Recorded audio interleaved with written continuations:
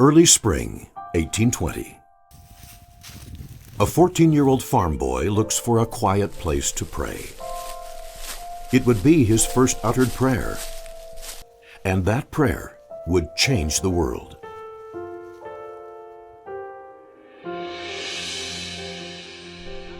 Nearly 200 years later, two men, Dr. John C. Lefgren and Dr. John P. Pratt, believe they have evidence for determining the date of Joseph Smith's first vision.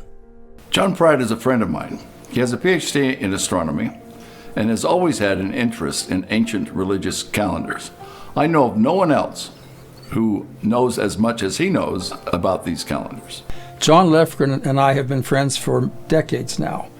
He's got a PhD in economics, he's worked for the State Department, but he's just got an insatiable desire to dig deeper and to research deeply.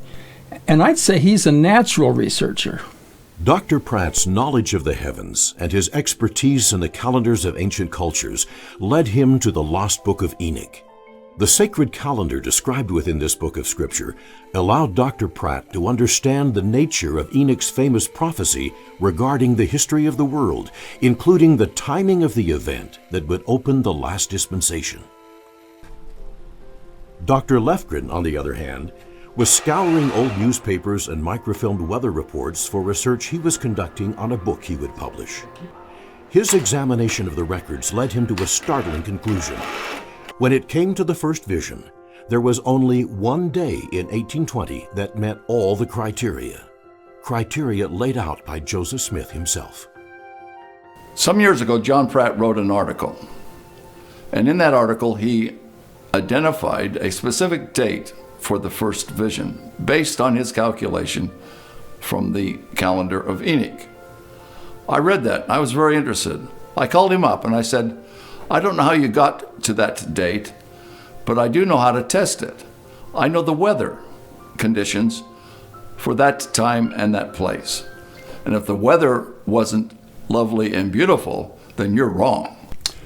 Wow, it had never occurred to me that anybody was taking weather observations back in 1820, and the temperature and whether it's clear or not. And John had been aware of that for actually a decade before my paper was published. And all I could think of was, wow, I hope this turns out okay, because he could either support, the data could either support my theory or disprove it entirely. How Lovely Was the Morning is the story of two men and their quest to determine the exact date of young Joseph's first vision. Using ancient calendars, early military weather records, Enoch's prophecy, and of all things, the traditional New England process for deriving sugar from maple trees, Dr. Pratt and Dr. Lefgren reached identical conclusions. The precise date when a young farm boy found a secluded spot in the woods near his home.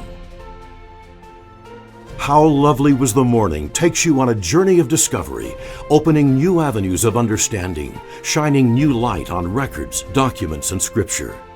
Travel with John Lefgren and John Pratt as they explore the evidence and reveal the simple truth regarding the event that launched the restoration of the gospel in these, the latter days.